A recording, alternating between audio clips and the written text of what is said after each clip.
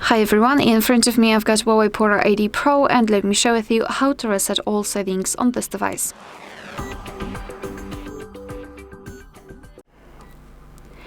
So let's begin with opening the settings, and here we have to scroll all the way down to find System and Updates. Then let's tap on Reset, and at the top we've got the option we're looking for, so let's tap on Reset All Settings. And here your device is informing you what it will reset. So network settings, fingerprints, face data recognition, and lock screen password. So let's tap on Reset All Settings. Let's draw the pattern or whatever screen lock you've got. And here we've got the information that your phone may need to be restarted, and this action cannot be undone, so be aware about that.